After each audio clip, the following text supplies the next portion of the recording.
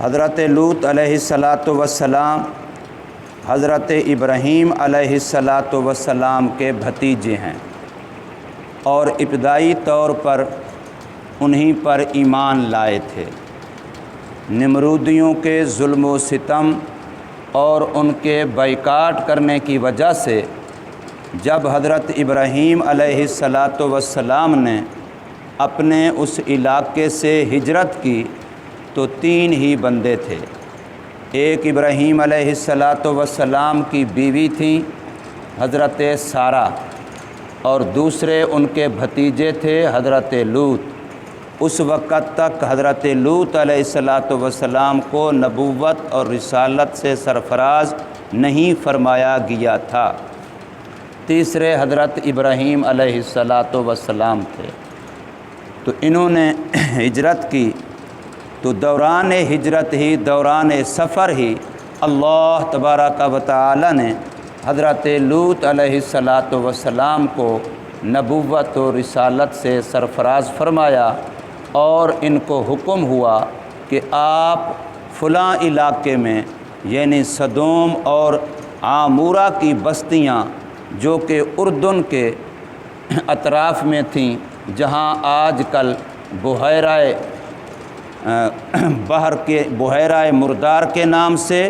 اور بحر لوط، بحر میت کے نام سے وہاں پانی کا سمندری سلسلہ سمجھا جاتا ہے، جبکہ اس وقت یہ علاقہ خشک تھا، باقاعدہ بستیاں تھیں، آبادیاں تھیں، سدوم کی بستیاں، عامورہ کی بستیاں اس علاقے کو کہا جاتا تھا۔ تو حضرت لوط علیہ السلام وہیں سے ان سے الگ ہو گئے، اپنے علاقہ تبلیغ کو چلے گئے، اور حضرت ابراہیم علیہ الصلاۃ والسلام اپنے ہجرت کے سفر پر روانہ رہے، جہاں ان کو پھر کئی سارے واقعات پیش آئے۔ تو حضرت لوط علیہ الصلاۃ والسلام جب اس قوم میں آئے تو اب بظاہر علاقے کے لحاظ سے اور خاندان کے لحاظ سے یہ اجنبی تھے، مسافر تھے، کوئی ان کی جان پہچان پہلے سے اس علاقے میں نہیں تھی، اور اس قوم کے بارے میں، ان لوگوں کے بارے میں، اس علاقے والوں کے بارے میں مفسرین نے جو حالات ان کے لکھے ہیں کہ دنیا جہان کی کوئی برائی آپ ایسی نہیں سوچ سکتے جو اس قوم کے اندر موجود نہ ہو۔ ہر قسم کی ہر برائی ان کے اندر تھی، اور پھر سب سے بڑا ظلم یہ کہ اپنی ہر برائی کو ہر بندہ فخر سمجھتا تھا، مجلسوں میں مباحات کے طور پر اپنے تذکرے کرتے تھے کہ آج میں نے یہ کیا، میں نے یہ کیا، میں نے یہ کیا۔ برائی کے برے ہونے کا تصور مٹ گیا تھا، بلکہ ہر وہ بندہ زیادہ فخر کرتا جو زیادہ برائی کر لیتا تھا، چاہے وہ برائی کسی بھی لحاظ کی ہو، جو اس وقت کے دنیا جہان میں کہیں کہیں بھی پائی جاتی تھی، وہ ساری ان کے اندر پائی جاتی تھی۔